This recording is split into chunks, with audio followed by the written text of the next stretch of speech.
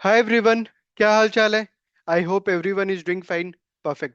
So today we are starting with CFA Level 2 का fixed income का revision series.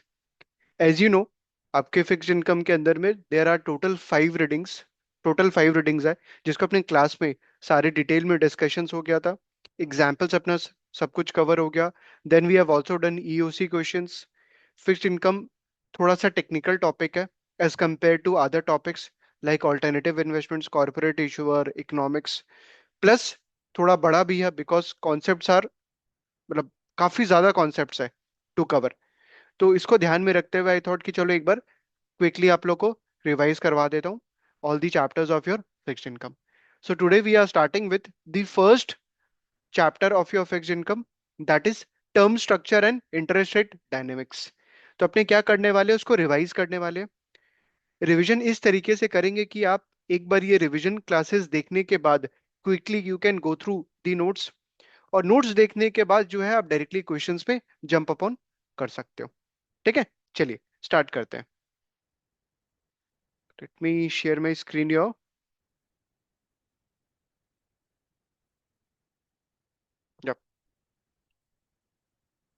Term structure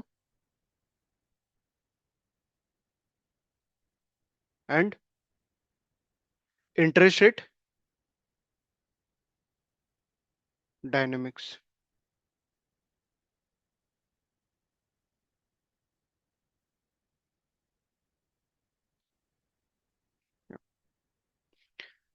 तो chapter काफी बड़ा है ये, तो इसको अपने डिवाइड कर लेते हैं so that it becomes easy for our revision purpose also. इसके अंदर में सबसे पहला पार्ट जो है will be discussing on spot rate, forward rate,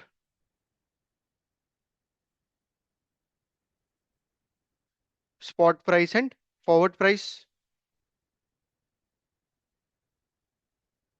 that is the first part, और इसमें न्यूमेरिकल है. ठीक है, spot rate, forward rate, spot price, forward price. तो ये सब इसके अंदर में अपने डिस्कस कर लेंगे. सेकेंड पार्ट में will be discussing on different types of spreads. Spot forward, spot rate, forward rate वगैरह के अंदर में we have other topics also to discuss, जैसे स्पॉट रेट कैसे कंप्यूट करें पार रेट से, या SFR स्वैप फिक्स रेट कैसे कंप्यूट करें स्पॉट रेट से. सब कुछ यहाँ पे अपने कवर करेंगे. ठीक है, फर्स्ट पार्ट के अंदर में. सेकंड पार्ट के अंदर में will be discussing about various types of spread. Z spread, I spread, TED spread, MRR OIS spread, फिर स्वैप स्प्रेड. सब कुछ अपने स्प्रेड पार्ट में डिस्कस कर लेंगे. Third part is about the traditional theories.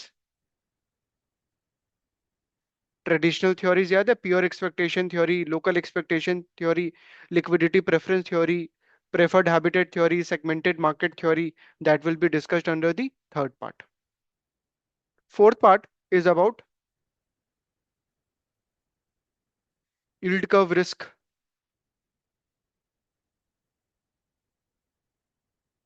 Yield curve risk, जहाँ पे we'll be discussing about effective duration, macular duration, key rate duration, level steepness curvature, three factor model, level steepness curvature. फिर यहीं पे अपने discuss कर लेंगे volatility also, term structure volatility, term structure volatility. And last part के अंदर में will be discussing about the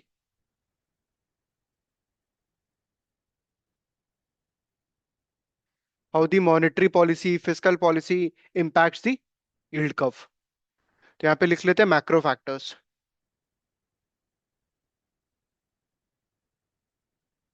impacting yield curve. This is your fourth part and this is fifth part. Let's start with the first part.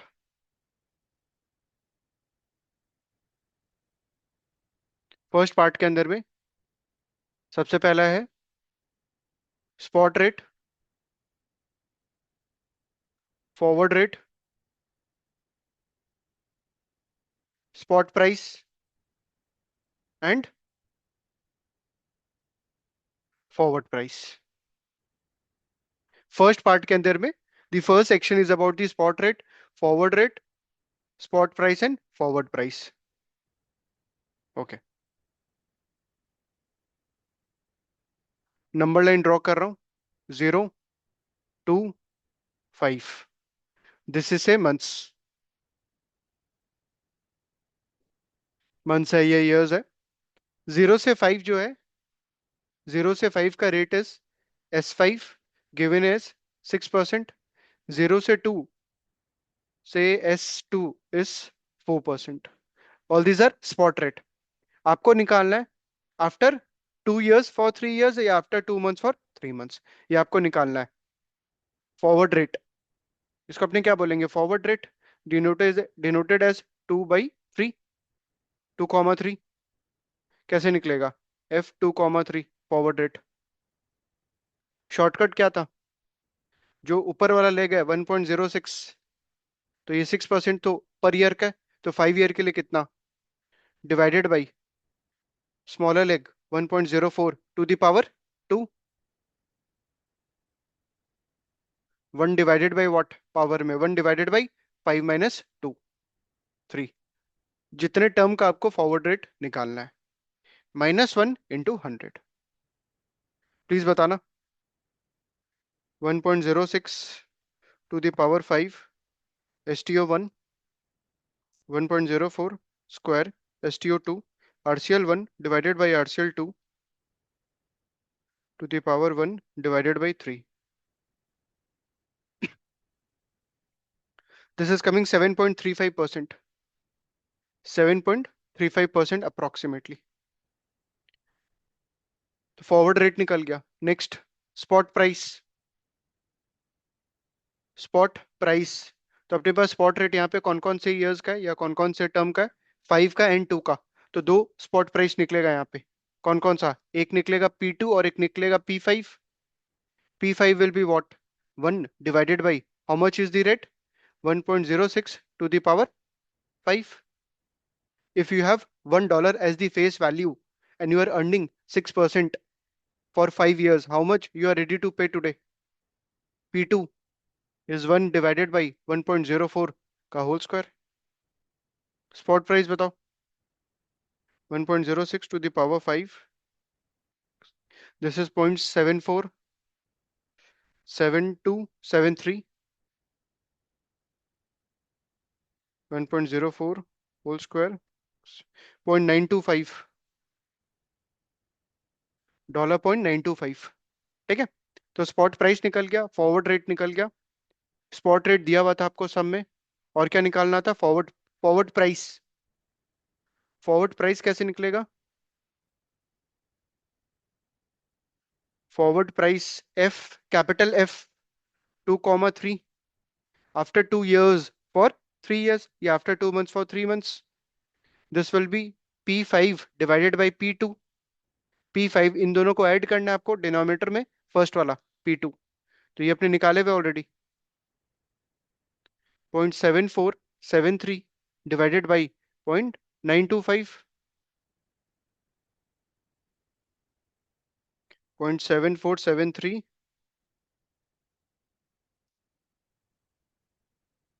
0.808, that is one way. एक तरीके से ऐसे आप निकाल सकते हो। दूसरा तरीका क्या हुआ कि सर अगर मान लो मेरे को forward, I don't have spot rate, but मेरे पास फॉरवर्ड रेट दिया हुआ है डायरेक्टली सम में। फॉरवर्ड रेट दिया हुआ है, तो इसे भी निकाल सकते हैं 7.35 से। F2,3 will be 1 divided by 1.0735 cube. कितना आएगा बताना please? 1.0735 to the power 3, 1/x, 0.808, 0.808। ठीक है, देखो यहाँ पे फॉर्मूला लिखने के लिए we can write formula. Spot rate है आपके पास, फॉरवर्ड रेट तो आप लेवल 1 से जानते हो। स्पॉट प्राइस के लिए आई कुड हैव रिटन, जैसे P5 निकाला है 1 divided by 1 + S5 to the power 5। P2 निकालना है 1 डिवाइडेड बाई 1 + S2 का होल स्क्वायर। फॉरवर्ड प्राइस निकालना है, तो I could have written 1 + sorry 1 divided by 1 plus S5 to the power 5 divided by 1 plus S2 का whole square. तो ये सब सारा फॉर्मूलाज हो जाएगा। बट आपको फॉर्मूला से ऊपर उठ के एक बार खुद से इस तरीके से कोई भी एक सम लो और खुद से कैलकुलेट करके देखो मैच हो रहा है कि नहीं हो रहा है, then only you will get a confidence. क्योंकि जो फर्स्ट वाला है यहाँ पे module, the first LOS is this only, कि आपके पास स्पॉट रेट दिया हुआ है, how you will find out forward rate. आपके पास स्पॉट प्राइस दिया हुआ है, आप उससे फॉरवर्ड प्राइस कैसे निकालोगे? या आपके पास फॉरवर्ड रेट दिया हुआ है, आप फॉरवर्ड प्राइस कैसे निकालोगे? तो जब तक आप खुद से एक बार खुद का नंबर्स लेके नहीं ड्रॉ करोगे, you will not get the confidence. You will always feel कि यार ये फॉर्मूलाज है और याद नहीं रह पाता, इसमें याद रखने का कुछ है ही नहीं, it's very easy. Spot rate से फॉरवर्ड रेट तो अपने लेवल 1 से निकाल रहे हैं। स्पॉट प्राइस निकालना सर, स्पॉट प्राइस कब निकलता है? आज के दिन। Spot price is as on date sir, उसके लिए मेरे को क्या चाहिए? स्पॉट रेट चाहिए। ये रहा स्पॉट रेट दिया हुआ है। और फॉरवर्ड प्राइस कब निकलता है सर? बीच में, नंबर लाइन के बीच में। डिपेंड्स कि आपको फॉरवर्ड रेट कब का दिया हुआ है या स्पॉट रेट कब का दिया हुआ है, उसके हिसाब से you can compute what forward price. Okay, next. तो इसको रिवीजन करने का जो फर्स्ट वाला एलओएस है, इसको रिवीजन करने का एक ही तरीका है कि आप नंबर्स लो और खुद से ट्राई करो। नेक्स्ट। अच्छा, नेक्स्ट बढ़ने के पहले सबसे पहला, what is the interpretation of forward rate? ये जो 7.35 है, इसका इंटरप्रिटेशन क्या है? What is the interpretation of forward rate 7.35? इसको कैसे इंटरप्रेट कर सकते हैं? Sir, it is the break even point for what? That if you are investing for 5 years, you will get what? 7.35%. Or if you are investing for 2 years and after that rolling it forward for 3 years, you will earn what? The same rate. अगर आप 5 साल के लिए invest कर रहे हो, if you are investing, sorry 7.35 तो आपका ब्रेक इवन रेट हो गया। यहाँ पे बोलने का मतलब था S5, कि सर अगर आप 5 years के लिए इन्वेस्ट कर रहे हो, if you are investing for 5 years, you will earn what? 6%। If you are investing for 4 years and you are rolling it forward for 3 years, you will earn what? 6%, same. So it is the rate at which you will be neutral. आप neutral हो जाओगे कि 5 years के लिए invest करें या 2 years के लिए इन्वेस्ट करें और उसके बाद वापस से रोल फॉरवर्ड करें for next 3 years। Is it clear? तो सर वहां पे क्या एक्टिव मैनेजमेंट करके कोई फायदा है? क्या 5 years के लिए इन्वेस्ट करना चाहते हो बट आप 2 years के लिए इन्वेस्ट किया और उसके बाद वापस से आपने 3 years के लिए इन्वेस्ट किया, तो यहाँ पे अपने एक्टिव मैनेजमेंट करके फायदा है? नो। आप कुछ भी कर लो, you will earn what? S5। आप 6% ही अर्न करने वाले हो। Is it fine? अच्छा, 7.35 ज्यादा कैसे आया? 7.35 ज्यादा कैसे है? क्योंकि आप देखो यहाँ पे S2 कम है 4, S5 ज्यादा है 6%। तो ऑब्वियसली सर ज्यादा होगा फॉरवर्ड रेट, तभी तो ये 6 को टक्कर दे पाएगा। क्योंकि यहाँ पे देखो 6 × 5 30% हो जाएगा। यहाँ पे 4 × 2 कितना? 4% पर ईयर, 4 2 8। तो sir obviously it has to be higher यहाँ पे for remaining 3 years, so that ये अपर लेग को क्या करे? टक्कर दे पाए। फॉरवर्ड रेट यहाँ पे ज्यादा है as compare to S5। Forward rate is more than S5। इसका मतलब क्या? कि sir if spot rate is upward rising, spot rate is upward rising, अगर स्पॉट कर्व अपवर्ड स्लोपिंग है तो सर फॉरवर्ड कर्व क्या होगा? स्पॉट रेट के ऊपर, स्पॉट कर्व के ऊपर। If spot curve is upward sloping, the forward curve will lie above the spot curve. और अगर स्पॉट रेट या स्पॉट कर्व डाउनवर्ड स्लोपिंग है तो obviously forward curve will lie below the spot curve. This is the simple interpretation. Okay, next point number B. Point number B, given the par rates, how you will calculate spot rate? Spot rate from par rate. Years 1, 2, 3। par rate आपको दिया हुआ है से 1%, 2%, 3%। आपको calculate करना है spot rate R1, R2, R3। First year का तो स्पॉट रेट और पार रेट सेम रहेगा। सर कैसे? पार रेट का मतलब क्या? सर जिसपे बॉन्ड जो है वो पार पे ट्रेड करे, एक ऐसा रेट जिसपे बॉन्ड जो है वो पार पे ट्रेड करे। तो सर अगर मान लीजिए 100 फेस वैल्यू है तो 100 पे ट्रेड करेगा।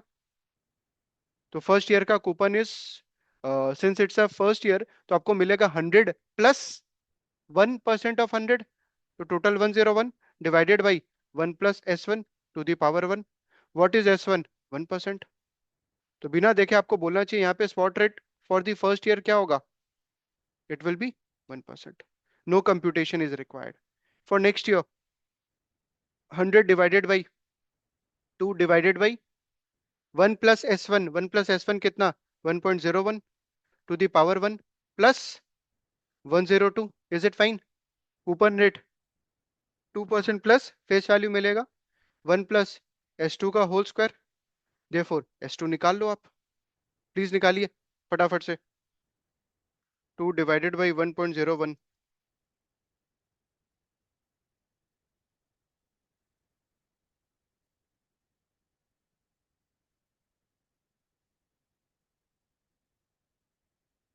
It is 2.01%। और सेम तरीके से थर्ड वाला निकाल लो। 100 is equal to 3 divided by 1.01 plus 3 divided by 1 + S2 का होल स्क्वायर, ये वाला,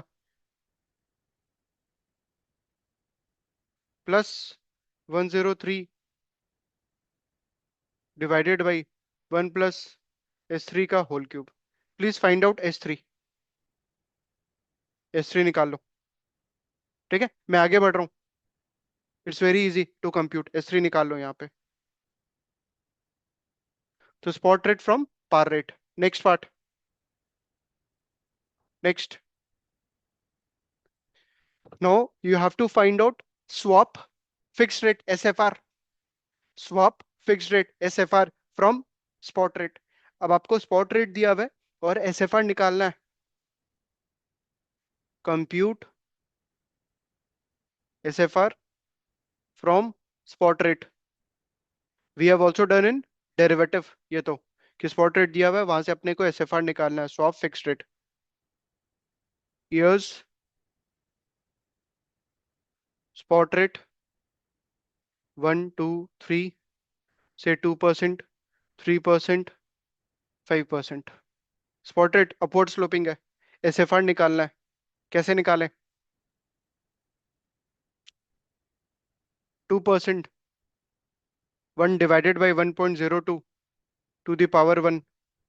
प्रेजेंट वैल्यू करो, 1 डिवाइडेड बाई 1.03 का होल स्क्वायर, 1 डिवाइडेड बाई 1.05 का whole cube. Please find out present value. Present value निकालो। सर क्यों निकालना है? अगर आपको याद होगा SFR का फॉर्मूला क्या था, डेरिवेटिव में अपने इसको कंप्यूट भी किए थे। 1 - DL divided by summation D. What is DL? Last वाला factor. What is summation D? Sum total of the factors. ठीक है, तो प्रेजेंट वैल्यू करो और उसके बाद क्यूमुलेटिव करना फैक्टर्स को। क्यूमुलेटिव, तो 1.02 1/x 0.9804, 0.9804 क्यूमुलेटिव इसमें 0.9804। नेक्स्ट 1.03 का होल स्क्वायर 1/x 0.9426।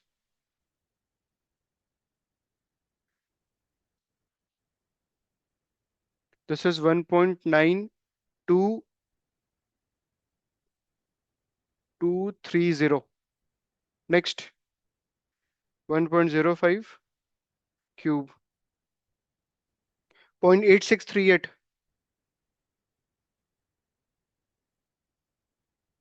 1.923, 2.7868। तो फर्स्ट वाले का 1 - 0.9804 डिवाइडेड बाई समीशन डी इसका 0.9804। फाइंड आउट करिए please. SFR 2 1 - DL divided by summation D. तो सेकंड वाले का सेकंड वाले का फैक्टर क्या है? 0.9426। समीशन डी फॉर 2 इयर्स यहाँ पे निकाले हुए अपने राइट साइड में, this one 1.9230। Similarly SFR 3 1 - 0.8638 divided by 2.7868.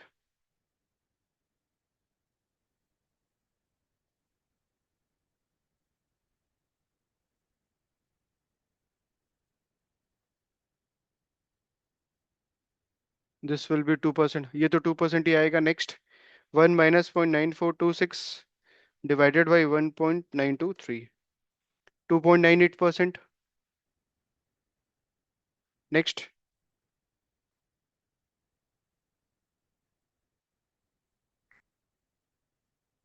4.89%. 4.89%. Is it fine?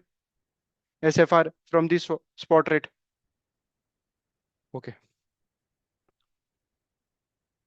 कोई बता सकता है एसएफआर क्यों प्रेफर किया जाता है over the benchmark, over the benchmark spot rates? Why do we prefer SFR as compare to the benchmark spot rates? क्या रीजन है? सर सबसे पहला, एसएफआर जो है वो अलग अलग मेच्योरिटीज का अवेलेबल हो जाता है as compare to the benchmark और ट्रेजरी स्पॉट रेट. जो ट्रेजरी स्पॉट रेट है वो हो सकता है काफी सारा मेच्योरिटीज का अवेलेबल नहीं हो, but एसएफआर can be available for the various maturities. Second, sir जो एसएफआर है ना, that can be comparable for different countries, whereas treasury spot rate cannot be comparable for different countries because different countries have different risks. Third, commercial banks uses what for the credit risk? SFR, swap, fixed rate. जो commercial banks है, they use what? SFR, swap, fixed rate. तो SFR is preferred over the treasury or the benchmark spot rate for the three reasons. First is about the commercial banks. कि sir commercial bank use करता है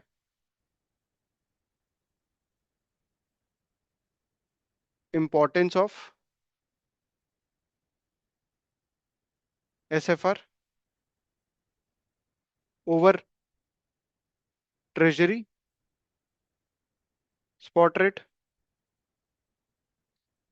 Commercial banks widely uses this in case of derivative positions. Second, SFR can be available for various maturities.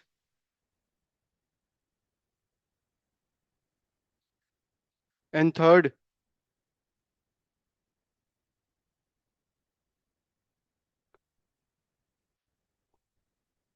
com for comparison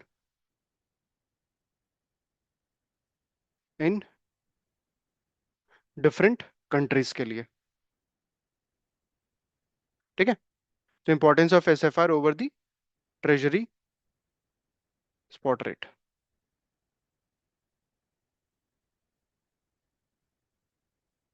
तो spot rate, forward rate, spot price, forward price, and उसके साथ में कि अपने spot rate कैसे compute करेंगे from the par rate, and SFR कैसे compute करेंगे from the spot rate. First वाला पोर्शन में अपने क्या डिस्कस किए थे कि सर जो फॉरवर्ड रेट है, हाँ, दैट इज 7.35%. हाँ, ये वाला चीज डिस्कस किए थे कि सर आप अगर 5 years के लिए बॉन्ड लेते हो तो आप कितना अर्न करोगे? 6%. या 2 years के लिए लेते हो और रोल फॉरवर्ड करते हो फॉर 3 years, रोल फॉरवर्ड करते हो for 3 years, you will earn what? 6%. तो अपने को क्या करके फायदा नहीं होगा? एक्टिव मैनेजमेंट करके फायदा नहीं होने वाला है. तो अपने को क्या करना चाहिए? Passive management, buy and hold. Passive management, buy and hold. इसका उल्टा क्या था? Roll yield, rolling down the yield curve. याद है? Rolling down the yield curve, rolling down the yield curve. अगर कोई को याद है क्या था rolling down the yield curve? कि sir if your investment horizon is for 5 years, you can buy the bond having a maturity of say 10 years. 10 साल का बॉन्ड बाई करो और 5 साल के बाद आप बेच देना. 5 साल के बाद बेच देना. आप S5 से ज्यादा अर्न करोगे, provided yield curve is upward sloping. Provided yield curve is upward sloping. इसका लॉजिक क्या था कि सर अगर आप 10 years का बॉन्ड बाई करोगे, ऑब्वियसली जब मैंने बोला यील्ड इंक्रीज हो रहा है तो सर 10 साल का बॉन्ड जो होगा उसका प्राइस कम होगा as compare to 5 years, because interest rate is rising, right? तो बॉन्ड प्राइस विल फॉल. तो सर जो बॉन्ड प्राइस मेरे को मिल रहा है बाइंग बाइंग 10 year बॉन्ड का, तो obviously I will pay lesser price. और सर जैसे जैसे इंटरेस्ट रेट बढ़ेगा, जैसे जैसे इंटरेस्ट रेट बढ़ रहा है बोलने का मतलब क्या? अपवर्ड स्लोपिंग है. But as compare to 10 years तो कम है. 5 year का जो यील्ड है वो तो 10 years के कम है ना, क्योंकि मैंने बोला अपवर्ड स्लोपिंग है. तो सर अगर यील्ड कम हो रहा है एज कंपेयर टू 10 years, तो बॉन्ड प्राइस बढ़ रहा है. अरे 10 years सोचो, एक सेकंड, नंबर लाइन ड्रॉ करके बताता हूँ।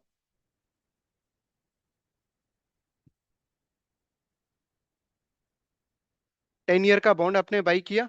आपका ओरिजिनल इन्वेस्टमेंट होराइजन क्या था? आपका मन कितने टाइम के लिए बाई करने का था? 5 ईयर का। बट आपने बाई कितने का किया? 10 ईयर का। और यील्ड क्या अपवर्ड स्लोपिंग है। 10 ईयर का बॉन्ड बाई किया से 70 पे, $70 पे। तो जब 5 ईयर पे आए आप, 5 ईयर पे आए, तो इस बॉन्ड का प्राइस जो है दैट इज से 85। सर ऐसा क्यों? कोई को मन में आ रहा होगा, सर ऐसा क्यों? क्योंकि यहाँ पे तो इंटरेस्ट रेट बढ़ रहा है। हाँ, इंटरेस्ट रेट बढ़ रहा है। यहाँ पे मान लो इंटरेस्ट रेट से 4% था, यहाँ पे क्या था? 7%। क्योंकि इंटरेस्ट रेट मैंने बोल दिया अपवर्ड स्लोपिंग है। तो 7% के कंपेयर में तो 4% कम है ना। तो सर प्राइस तो ज्यादा होगा। तो hence you will be selling at higher price. यहाँ पे अपने बॉन्ड बाई किया तो सर यहाँ पे अपने जब सेल किया तब तो ज्यादा प्राइस पे सेल किया ना, अपने 70 पे बाई किया था। तो सर मेरे को जो रिटर्न मिलेगा, रियलाइज रिटर्न मिलेगा ना, that will be more than 4%। जो S5 है उससे ज्यादा मिलता है मेरे को। Rolling down the yield curve, rolling down the yield curve. Is it fine? यहाँ पे रोल डाउन क्या हो रहा है? यील्ड। रोल डाउन क्या हो रहा है? Yield.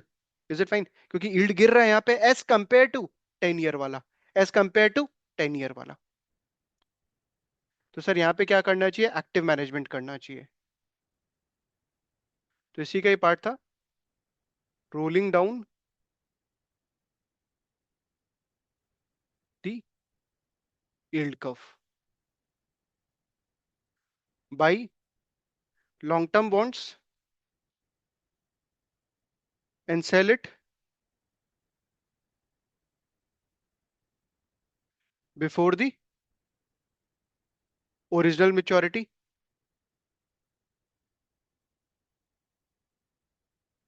You will earn more than spot rate, provided yield curve is upward sloping। ठीक है। Next, next part,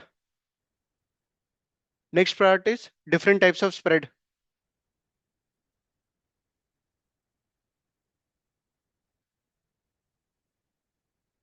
different types of spread, second part, various types of spread. सबसे पहले आपका swap spread, next is I spread, third Z spread, next Ted spread,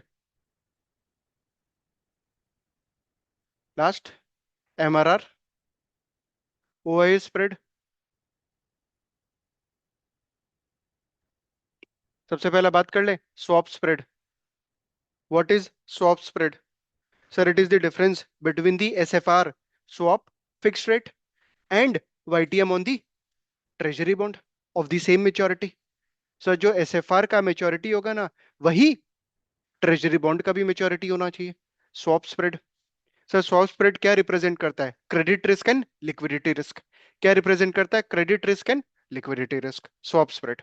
तो swap spread is the difference between the SFR and YTM on treasury bond of same maturity, capital T capital T। अगर मान लो YTM on treasury bond of 10 years is say 5%, SFR fix rate, swap fix rate for 5 years is 7%। तो 7 - 5 कितना? 2%। Represents credit risk and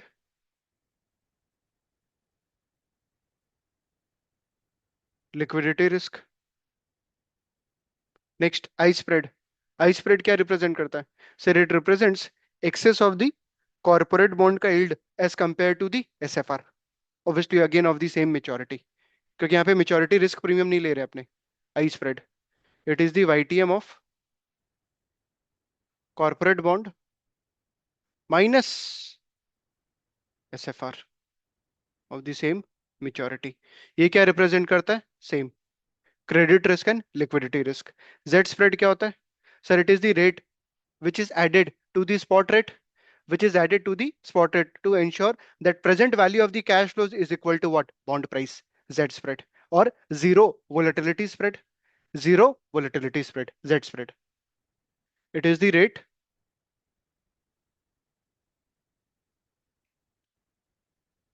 added to the spot rate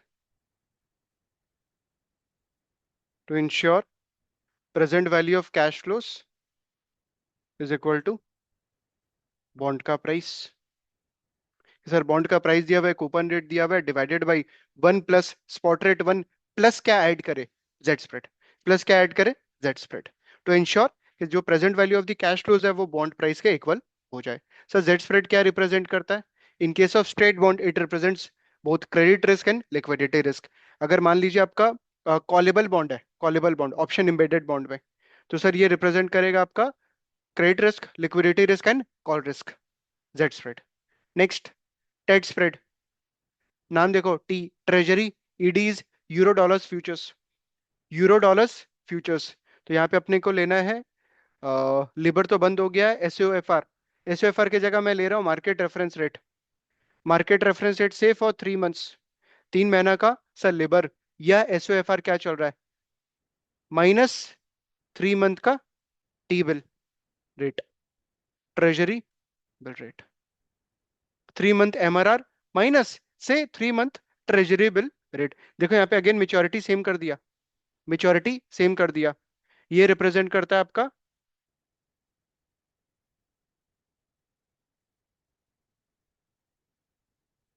credit risk, credit risk. कि sir एक bank दूसरा bank को किस rate पे loan दे रहा है? MRR minus treasury bill risk, which is actually what? Risk free, which is virtually risk free. Hence the difference between this represents what? Credit risk. MRR OIS spread is actually what? It is the MRR which is marginal repo rate। कि sir central bank जो है वो किस rate पे बाकी banks को loan दे रहा है? Marginal repo rate minus overnight indexed swap rate minus OIS rate. ठीक है, तो ये जो मार्जिनल रेपो रेट है sir, it is the rate at which the central bank will give secured loan to the banks. Secured loan दे रहा है मतलब सर जो बैंक्स है ना, उनको सेंट्रल बैंक से लोन लेने के टाइम पे गवर्नमेंट सिक्योरिटीज रखना पड़ रहा है, secured.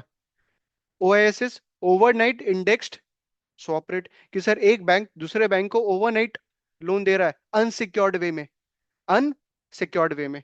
So this is your marginal repo rate is secured loan by central bank, and OIS is unsecured loan within the banks.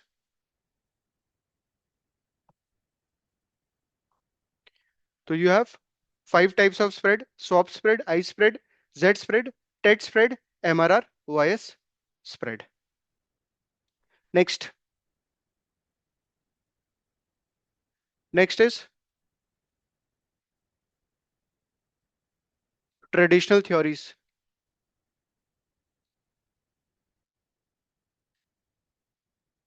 Traditional term structure theories एक बार देख लेते हैं, यही पार्ट में अपने डिस्कस किए थे ना, इसी पार्ट के हिसाब से चल रहा है।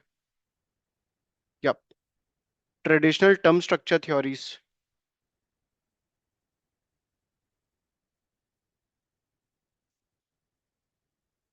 ट्रेडिशनल टर्म स्ट्रक्चर थ्योरीज कौन कौन सा थ्योरी था?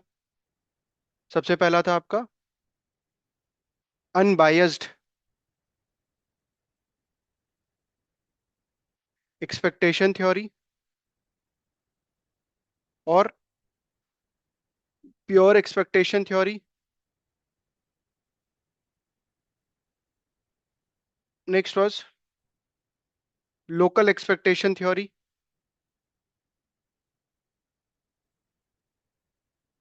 थर्ड था liquidity preference theory.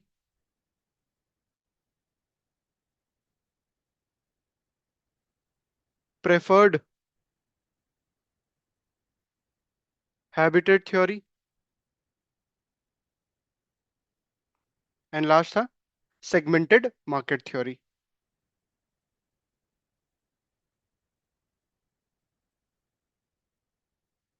Segmented market theory. First theory क्या था? अनबायस्ड एक्सपेक्टेशन थ्योरी और प्योर एक्सपेक्टेशन थ्योरी। नाम देखो, प्योर एक्सपेक्टेशन थ्योरी मतलब it will be based on investors expectation. What is the expectation? The expectation is that forward rate is the unbiased, नाम देखो, unbiased estimate of the expected spot rate। कि जो forward rate होगा that will be unbiased estimate of the expected spot rate। In fact ऐसा अपने सम भी किए थे स्टार्टिंग वाले एलओएस के अंदर में, ओरिजिनल क्लासेस में, कि सर जो फॉरवर्ड रेट होगा ना वो क्या होगा, एक्सपेक्टेड स्पॉट रेट के बराबर होगा। इसका अपना सम था कि आपको से 3 इयर्स का स्पॉट रेट दिया हुआ है, 1 year, 2 year, 3 year, and expected spot rate after 1 year for 1 year दिया हुआ है, expected spot rate after 2 year for 1 year दिया हुआ है। उसके बाद अपने जब फॉरवर्ड रेट कंप्यूट करते थे तो देखते थे यार एक्सपेक्टेड स्पॉट रेट के बराबर ही हो रहा है ये। तो यही तो थ्योरी है कि सर जो फॉरवर्ड रेट होगा that's a unbiased estimate of the expected spot rate. कि सर जो फॉरवर्ड रेट होगा that's a unbiased estimate of the expected spot rate. The assumption is that the long term rate, जो long term rate होगा, जो अपने सम start किए थे आज, कि 5 इयर्स का जो रेट है, 5 इयर्स का जो रेट है that is the average of the short term rates. The long term rates is the mean of the और the average of the short term rates. मतलब you are actually like a risk neutral, कि अगर आप long term bond by कर रहे हो या short term bond by कर रहे हो और उसको रोल ओवर कर रहे हो, you will earn the same rate, you will earn the same investment rate.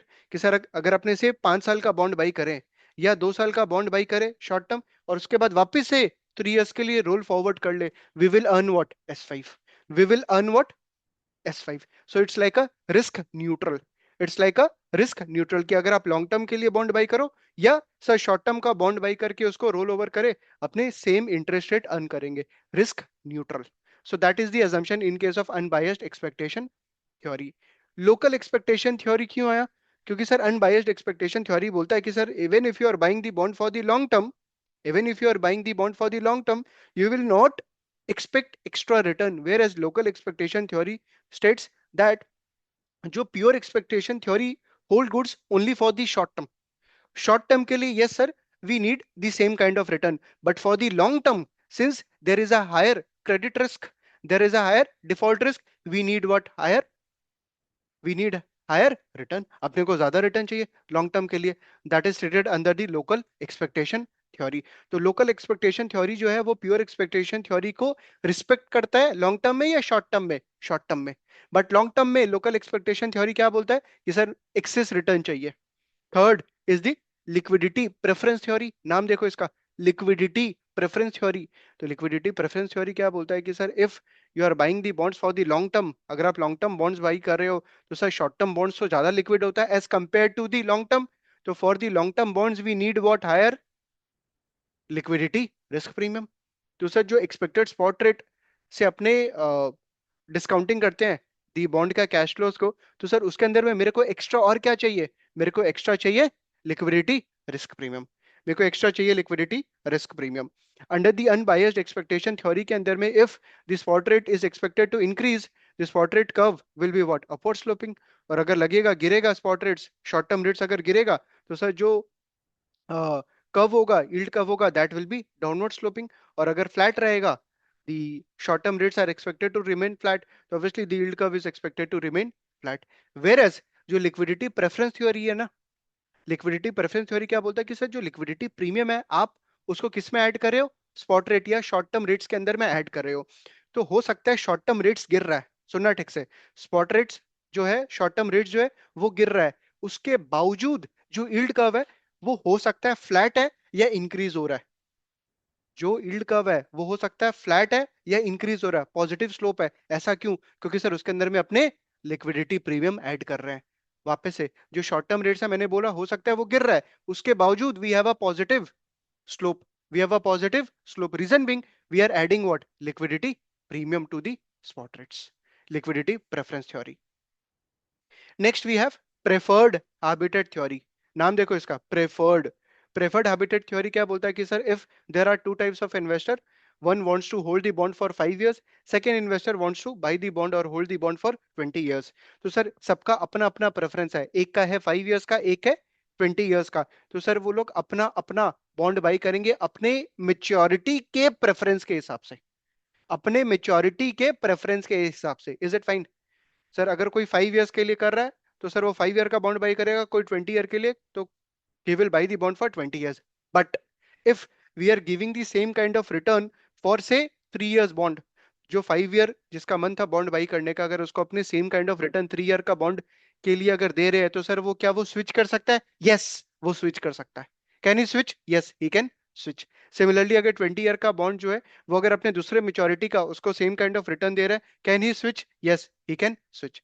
Preferred habitat theory.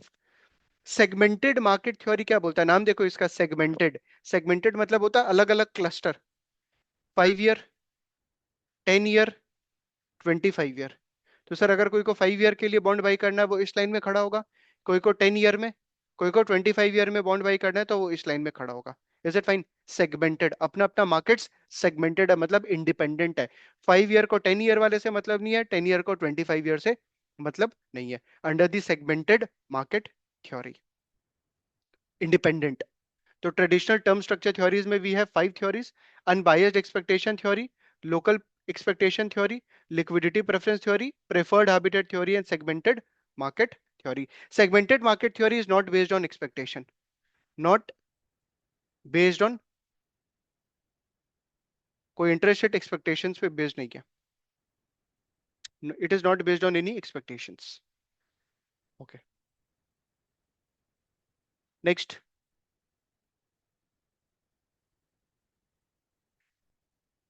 Yield curve risk या यील्ड कर्व सेंसिटिविटी।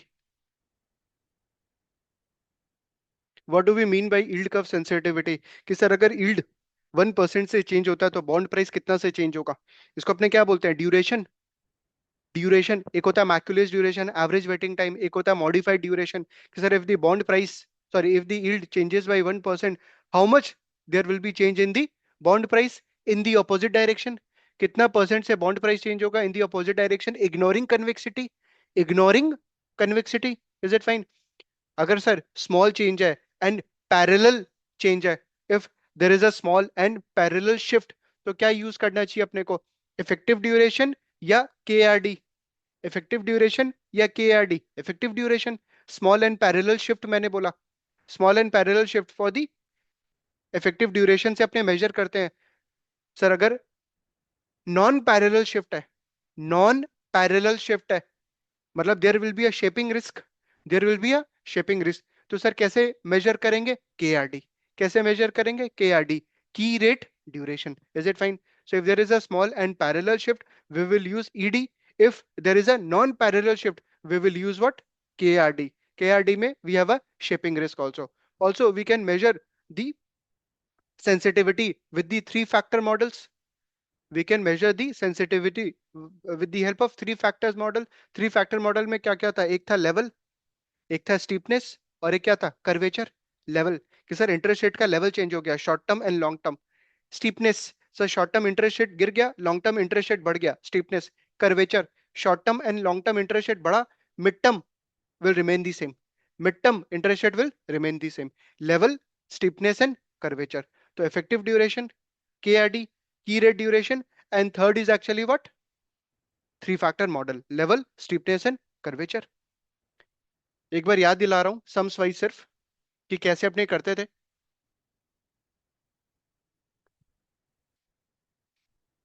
कि सर मान लीजिए कूपन रेट आपके पास है 6%, फेस वैल्यू है आपका 100, मेच्योरिटी 3 years है, और आपको स्पॉट रेट दिया हुआ है R1 6%, R2 6.5%, R3 7.2%। तो यहाँ पे you have years 1, 2, 3, cash flows 60, 60, 6 होगा ना, इसको 1000 कर लो, 60, 60, 1060। रेट्स कितना दिया हुआ है? 6%। तो इसका पीवी आ जाएगा 60 divided by 1.06 something. Next, 60 divided by 1.065 का whole square. Next, 1060 divided by 1.072 का होल क्यूब। ये जो प्रेजेंट वैल्यू आएगा, ये जो प्रेजेंट वैल्यू आएगा, इसको अपने क्या करेंगे फिर? वेट्स कंप्यूट करेंगे। वेट्स, वेट्स कैसे आएगा? दिस इज से 1, 2, 3, दिस इज 4। तो वेट होगा 1/4, 2/4, 3/4। याद आ रहा है? वेट्स आ जाता है यहाँ पे। इसको डब्ल्यू बोलते हैं अपने। एंड ईयर होता है अपना एक्स। फिर लास्ट में W into x. W into x. तो ये जो रेट आ रहा है यहाँ पे, इसी को तो बोलते हैं अपने KRD। KRD1, this will be KRD2 and so on. और सम टोटल ऑफ KRD क्या बोलते हैं उसको?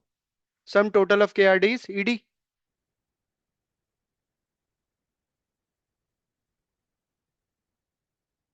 Is it fine? ये KRD का मतलब क्या था? फर्स्ट वाला KRD का, मान लो ये आता है से आपका 3%। इसका मतलब क्या होता है कि sir if yield changes by 1%, bond price is expected to change by 3%। KRD।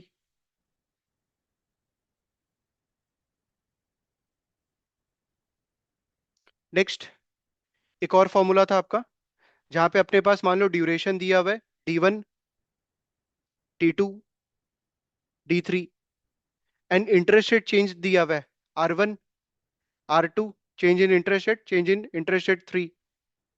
तो we want to find out how much the bond price will change. इसको बिना फॉर्मूला के अपने क्लास में सम किए थे। Minus D1 into change in rate 1, minus D2 into change in rate 2, minus D3 into change in rate 3। What is D1? KRD1। This is KRD2। This is KRD3। ये formula का बिल्कुल भी जरूरत नहीं है। क्लास में अपने ऐसा सम भी किया हुआ है कि सर अपने को 1 ईयर का ZCB दिया हुआ है, 5 ईयर का ZCB दिया हुआ है, और से 10 ईयर का ZCB का वैल्यू दिया हुआ है आज के दिन। उसको अपने प्रेजेंट वैल्यू कर लिया। इनफैक्ट आज के दिन वैल्यू दिया हुआ है, मान लो आज के दिन वैल्यू दिया हुआ है, तो सर अगर आज के दिन वैल्यू दिया हुआ है, उसका अपने वेट्स निकाल लेते हैं। उसका अपने वेट्स निकाल लेते हैं और उसको अपने ईयर से मल्टीप्लाई कर लेते हैं। उसको अपने ईयर से मल्टीप्लाई कर लेंगे तो KRD आ जाएगा। और सर रेट देख लेते हैं कि रेट क्या होगा, इंटरेस्ट रेट गिरा है या बढ़ा है। इनफैक्ट कर लेते हैं, फटाफट से कर लेते हैं उस एग्जांपल को, कोई स्टूडेंट को अगर नहीं याद आ रहा है तो। 1 year ZCB today's value, 5 year ZCB, 10 year ZCB। ये दिया हुआ है से 50 मिलियन, दिस इज से 60 मिलियन, दिस इज से 100। कितना आएगा? 60 + 50, 210 मिलियन। 210 मिलियन। ठीक है। ये आज का वैल्यू दिया हुआ है, टुडेज वैल्यू लिखा है ना मैंने, या इसका वेट्स निकाल लो। Weights 50 divided by 210, 60 divided by 210, 100 divided by 210। Weights निकालो फटाफट से, और उसको एक्स से मल्टीप्लाई करो, ईयर्स दिया हुआ है ये रहा। तो डब्ल्यू इंटू एक्स। और बताओ कितना आएगा फाइनल? तो 50 डिवाइडेड बाई 210, 0.238, यहाँ पे 0.238 ही होगा। Next, 60 divided by 210, 0.2857 into 5।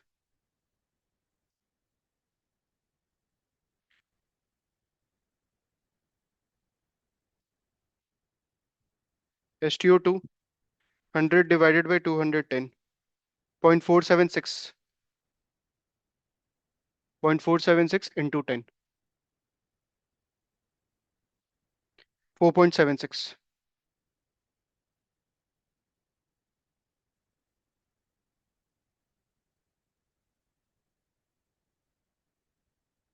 6.43%, K R D, all these are K R D. अब मान लेते हैं सर जो इंटरेस्ट रेट चेंज हो रहा है, इंटरेस्ट रेट जो चेंज हो रहा है 1 ईयर जेडसीबी का, से 10 बेसिस पॉइंट से गिरा है।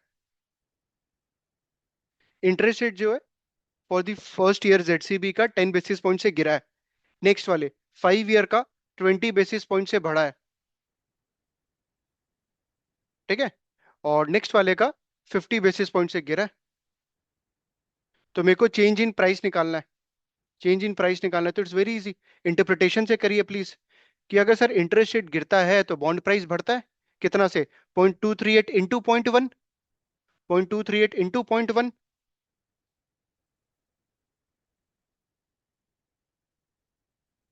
0.0238%। प्लस करें या माइनस करें? Common sense. मैंने बोला बढ़ता है प्राइस तो प्लस होगा।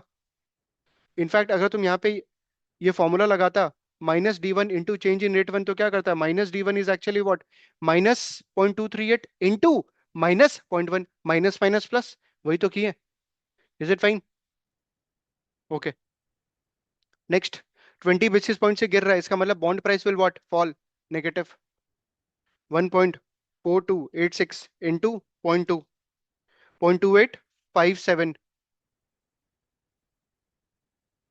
नेक्स्ट, 4.76 इंटू 0.5, तो यहाँ पे पॉजिटिव होगा 2.38%। टोटल कितना?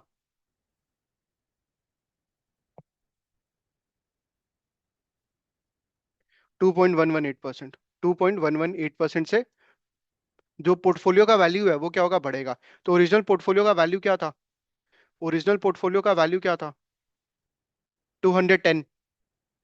कितना बन जाएगा? इतना से बढ़ जाएगा। 210 into 1.02118, it is expected to increase by this much, 214.45। 214.45 million dollar is the expected value of the portfolio. याद आया ऐसा सम? तो ये फॉर्मूला लिखाने का सिर्फ ये था कि यार आप प्लीज ये फॉर्मूला पे ज्यादा फोकस मत करो, because you can directly do with the help of this. Is it fine? Okay. Otherwise this is the shortcut, कि अगर आपको डायरेक्टली दिया हुआ है तो आप इस तरीके से भी कर सकते हो। Next, 3 factor model.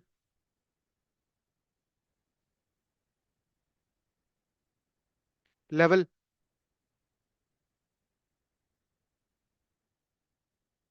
कि सर अगर ये मेरा ओल्ड रेट है तो लेवल चेंज हो गया, इंक्रीज या decrease? Parallel shift, level, steepness,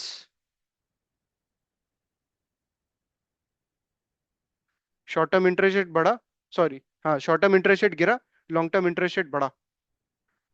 this is old, this is new, ये long term, this is short term. Curvature,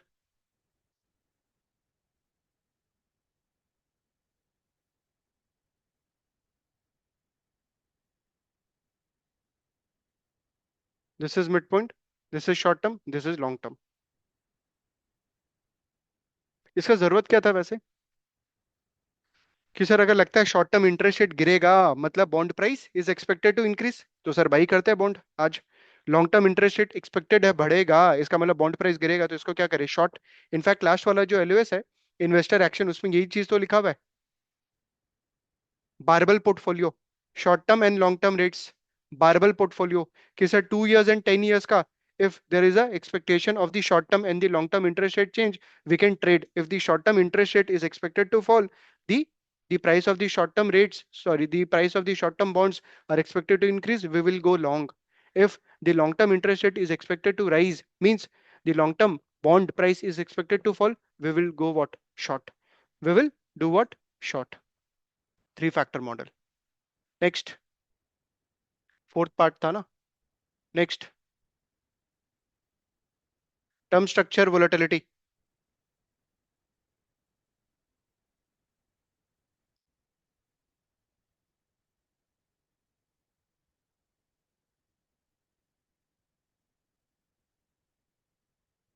यहाँ पे लेते हैं अपने पीरियड्स, और यहाँ पे लेते हैं एनुअलाइज्ड वोलेटिलिटी। अपने नॉर्मली ये जानते हैं कि sir long term bonds are more volatile than the short term bonds, but actually short term bonds are more volatile than the long term bonds. Reason being, the short term rates are impacted because of monetary policy. The short term rates are getting influenced because of what? Monetary policy decisions. Whereas the long term rates are getting influenced because of inflation expectation, because of GDP rates, because of GDP growth rates. तो जो term structure होगा, basically जो curve होगा, वो upward sloping होगा या downward sloping? मैंने बोला शॉर्ट टर्म रेट्स ज्यादा वोलेटाइल होगा as compare to the long term. Short term bonds will be more volatile than the long term, तो ऐसा होगा।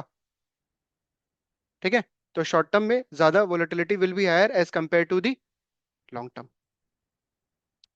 तो short term rates are impacted because of monetary policy, whereas long term is because of GDP growth, expected inflation. Next,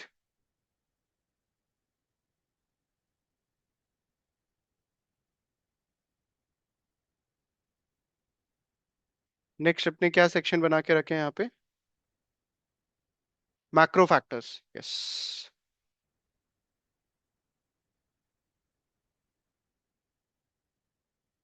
macro factors,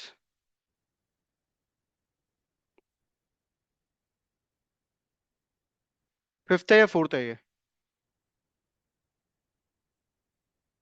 macro factors impacting yield curve. एक second, heading इसका खाली numbering check कर लेते हैं।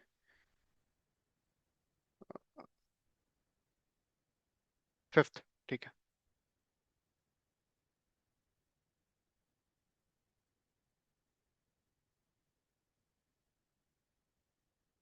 Macro factors which impact the yield curve या interest rate. चलो देखते हैं। सर मान लीजिए जो करंट इन्वायरमेंट चल रहा है अभी, मैं टेक्स्ट अवॉइड कर रहा हूं यहाँ पे, टैबुलर फॉर्म में दिखा रहा हूँ। करंट इन्वायरमेंट चल रहा है से एक्सपेंशनरी इन्वायरमेंट चल रहा है। एक्सपेंशनरी इन्वायरमेंट चल रहा है मतलब इन्फ्लेशन हाई है, इन्फ्लेशन इज हाई। सेकंड क्या हो सकता है? Expansionary environment. सेकंड हो सकता है recessionary environment.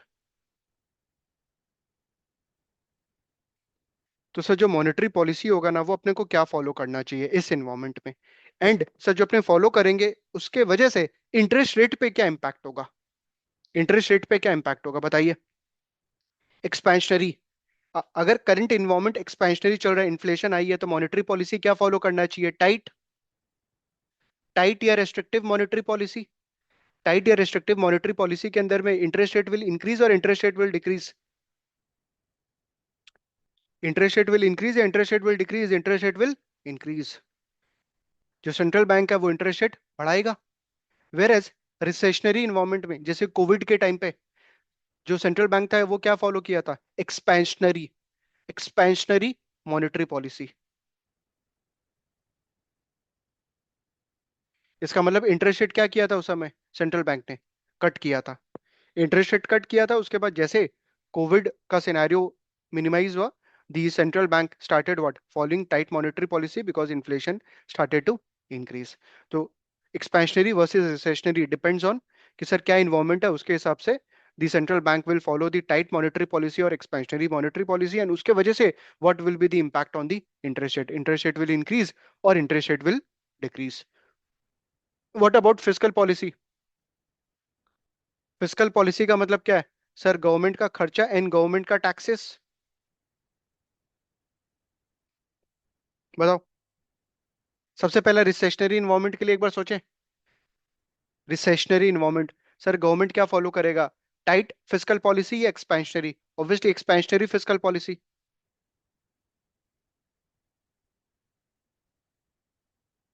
Expansionary fiscal policy follow करेगा। एक्सपेंशनरी फिस्कल पॉलिसी का फॉलो करने का मतलब क्या? सर गवर्नमेंट अपना खर्चा बढ़ाएगा, बट सर गवर्नमेंट खर्चा कैसे बढ़ाए, गवर्नमेंट को भी तो पैसा चाहिए। तो सर गवर्नमेंट अपना खर्चा बढ़ाने के लिए गवर्नमेंट को पैसा चाहिए, तो सर गवर्नमेंट पैसा कहाँ से लाएगा, गवर्नमेंट बॉन्ड इशू करेगा, गवर्नमेंट बॉन्ड इशू करेगा, पब्लिक से पैसा रेज करेगा। सर गवर्नमेंट बॉन्ड इशू करने का मतलब क्या, supply will increase, government bond का सप्लाई विल इंक्रीज, अगर सप्लाई बढ़ेगा तो sir price of the bond क्या होगा, कोई चीज का अगर सप्लाई बढ़ता है तो प्राइस ऑफ द बॉन्ड क्या होगा, गिरेगा। अगर प्राइस गिरेगा इसका मतलब यील्ड क्या होगा, yield will what, increase, yield will what, increase. इसका उल्टा, इसका उल्टा, एक्सपेंशनरी इन्वायरमेंट में क्या, टाइट फिस्कल पॉलिसी, मतलब अपना गवर्नमेंट खर्चा कम करेगा। गवर्नमेंट खर्चा कम कैसे करेगा सर, बॉन्ड इशू कम करेगा, पैसा रेस कम करेगा, सप्लाई कम हो जाएगा, सप्लाई कम होगा तो प्राइस क्या होगा, बढ़ेगा। प्राइस बढ़ने का मतलब क्या, yield will come down, yield will come down. Is it fine, इसी को ये लोग टेक्स्ट के फॉर्म में लिखा हुआ है, it's very easy. Next, next, maturity structure. अगर कोई स्पेसिफिक मेच्योरिटी का अगर सप्लाई बढ़ जाता है, कोई स्पेसिफिक मेच्योरिटी का बॉन्ड का सप्लाई अगर बढ़ जाता है, तो what will be the impact on the yield. Sir अगर कोई स्पेसिफिक मेच्योरिटी का सप्लाई बढ़ जाता है तो सर बॉन्ड का प्राइस विल व्हाट, फॉल, मतलब yield will what, price. What about investors demand. Sir अगर कोई, हाँ, अगर इन्वेस्टर्स का डिमांड बढ़ जाता है सेफ और लॉन्ग टर्म बॉन्ड्स के लिए, लॉन्ग टर्म बॉन्ड्स के लिए डिमांड अगर बढ़ जाता है तो sir what will be the impact on the yield. अगर लॉन्ग टर्म बॉन्ड्स का डिमांड बढ़ता है, डिमांड, तो प्राइस क्या होगा, बढ़ेगा, और प्राइस बढ़ेगा तो यील्ड क्या होगा, गिरेगा। It's very easy. सर अगर इन्वेस्टर्स का demand for the long term bond से 10 ईयर्स 15 ईयर्स के लिए बढ़ता है तो price will what, increase, hence yield will what, fall.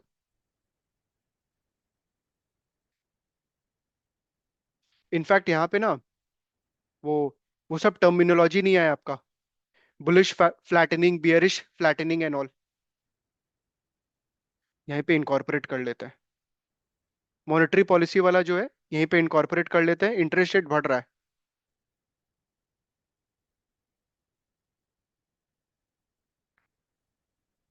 This is your old, ये इंटरेस्ट रेट है, this is maturity, interest rate बढ़ रहा है ना टाइट मॉनेटरी पॉलिसी में।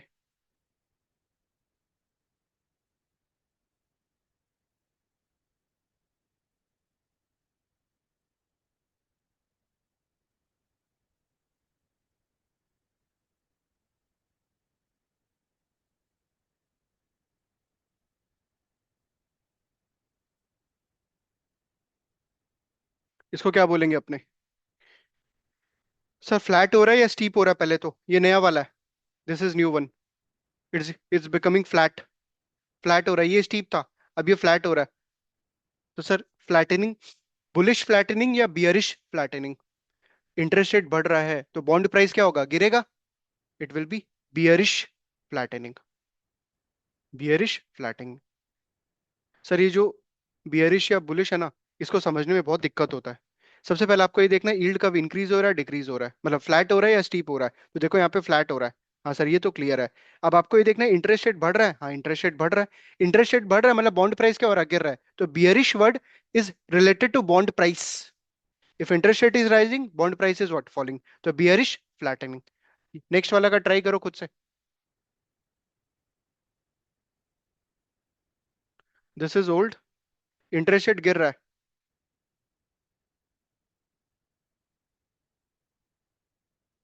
दिस इज न्यू,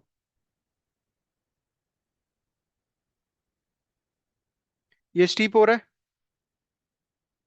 क्या लिखूं, बियरिश या बुलिश स्टीपनिंग, स्टीपनिंग, बुलिश या बियरिश स्टीपनिंग, इंटरेस्ट रेट गिर रहा है मतलब बॉन्ड प्राइस बढ़ रहा है, मतलब क्या, bullish steepening, bullish, bullish steepening. Is it fine.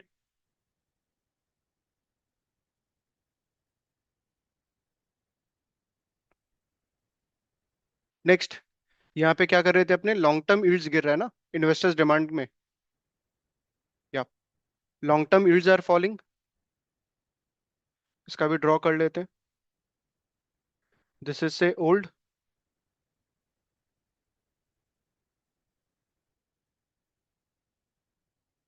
ये क्या हो रहा है आपका, फ्लैटनिंग,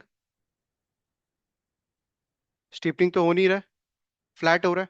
क्या लिखूं, इंटरेस्ट रेट गिर रहा है मतलब बॉन्ड प्राइस बढ़ रहा है, तो this will be bullish flattening. I hope ये वर्ड जो है बुलिश और बियरिश अब आपको कोई डाउट नहीं आएगा, क्योंकि ये प्राइस से रिलेटेड है। और स्टीप और फ्लैट तो इट्स वेरी इजी। तो maturities, then we have investors demand, last investors action.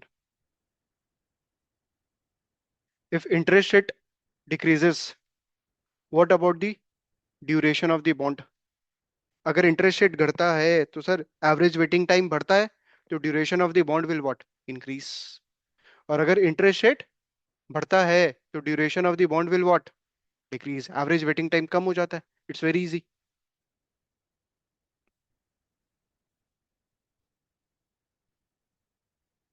This is your yield curve, old, and this is new.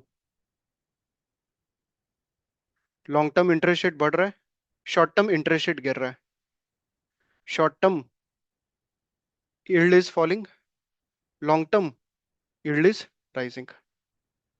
तो क्या सर अपने को बुलेट बॉन्ड में डालना चाहिए पैसा, या बारबल में? बारबल मतलब short term and long term, barbell short term and long term. तो सर अगर शॉर्ट टर्म यील्ड गिर रहा है, लॉन्ग टर्म यील्ड बढ़ रहा है, what will be the impact on bond price? Bond का प्राइस पे क्या इम्पैक्ट होगा if we are expecting the short term yield to fall and long term yield to rise, what is the expectation on bond price? तो short term का bond क्या होगा, बढ़ेगा, and long term का जो बॉन्ड प्राइस होगा that will be what, fall. तो इसको लॉन्ग करना चाहिए, शॉर्ट करना चाहिए? अगर आपको लगता है बॉन्ड का प्राइस बढ़ेगा शॉर्ट टर्म में, we should go long on the bond. And अगर लॉन्ग टर्म में आपको लगता है प्राइस गिरेगा, we should go short on the bond. ठीक है, this is your barbell portfolio. Perfect, यही है आपका पूरा का पूरा रीडिंग के अंदर में।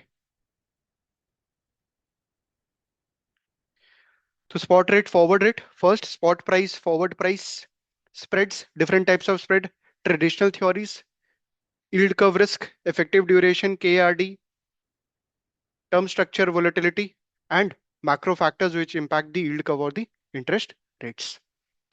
Perfect. चलिए, that's it for today guys.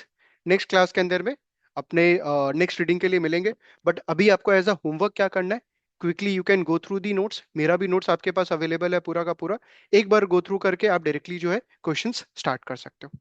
Perfect, चलो, take care guys, bye bye.